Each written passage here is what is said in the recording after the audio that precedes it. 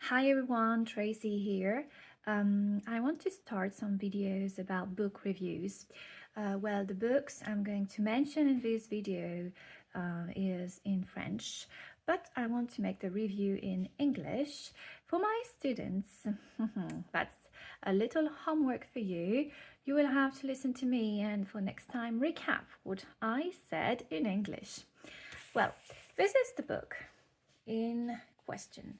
This is called Mama Sapiens, and I love graphic novels actually, so it's very simple to read. It's an easy read, and it explains complex mechanism stuff in an easy way when your brain is too tired in the evenings.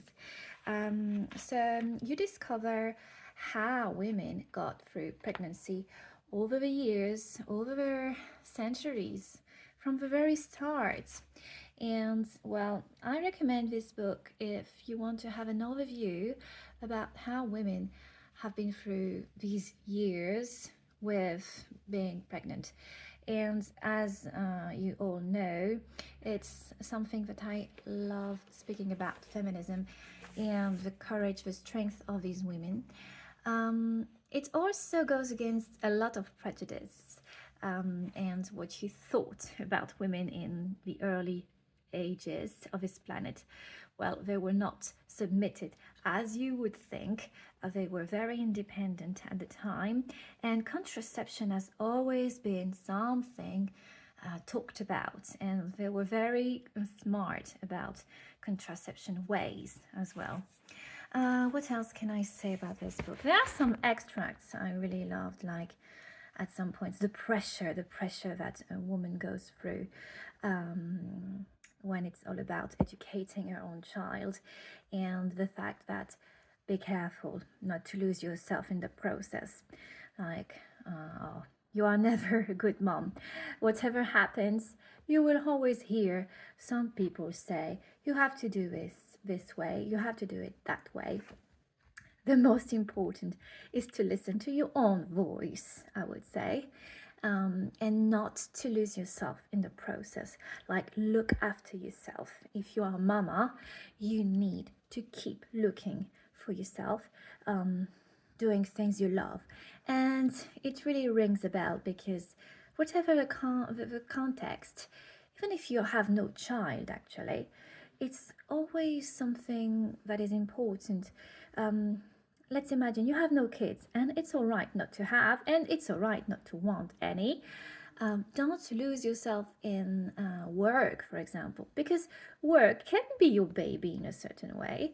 Or if you have a husband and you want to please everybody around you, it's the same thing. Don't lose yourself in the process, because if you don't have oxygen for yourself, how can you help others? This is the same thing.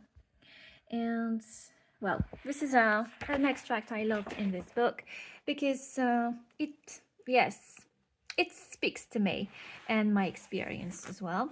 For those who know me, what else can I say? Well, there are so many things in this book. I should give some pictures of it to you. But I love the illustrations as well. You know, I love drawings.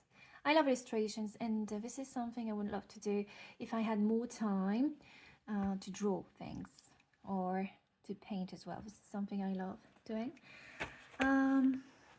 This is all about baby feeding as well. The representations of feeding the baby.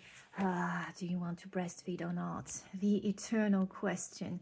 Well, it's very important to listen to you. This is your life. You do whatever you want. If you don't want to breastfeed, it's all right. If you want to, it's all right. Oh, there are so many things to say about this book. The evolution of a dad in society. Now we have dads who look more and more after the kids. About the transmission of a last name and the evolution of it. Well, the mamas who were responsible of giving birth to their babies, and that was all what a mom had to do in the past, and she had no right whatsoever on her babe. What else? The influence of religion. Yeah, a good chapter, very important chapter. And yes, I loved it. Like, you had to hide your pregnancy in the 15th century or until the 19th century, because this is a paradox, actually. If you had a baby, if you showed you had a baby, it showed you had sinned, because you had a sexual intercourse. You had sex with somebody if you were pregnant. And so in religion, it was like, you can't have sex. But at the same time, the women had to give birth. They were their only purpose in life. So what a paradox.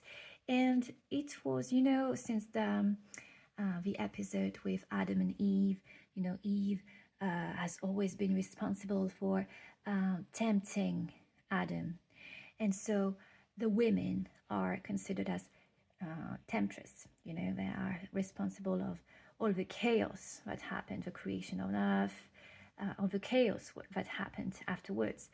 And so it was considered as a sin to show your baby bum. And I think it's an absolute paradox. Yeah, what else to say? And so the women had to suffer. The women had to keep working with all the symptoms a pregnant woman can have.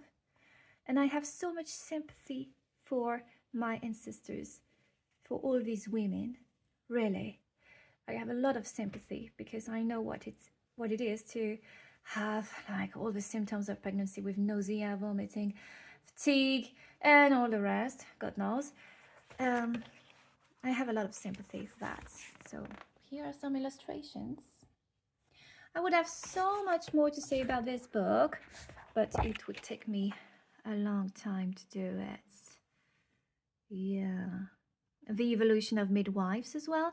The evolution of how to position yourself during delivery. Because now in the hospitals you have to be lying on your back, but in all the years before, it was not the rule at all. It was this position of delivering a baby on your back was introduced with doctors, especially male doctors, for whom it was easier to get access to the baby and to see more clearly. But one of the best ways to give birth is the way you want, you choose. So it can be on squatting or sitting on a chair, or I don't know, or on all fours, you know. I love this. I love this concept. Okay, well, there are so many things to say about this book, but I think 8 minutes, it's all right for you to recap what I've said. All right, so talk to you soon. And if you want to have some English lessons, don't hesitate to have a look at my website. It will be in the description. All right, bye-bye.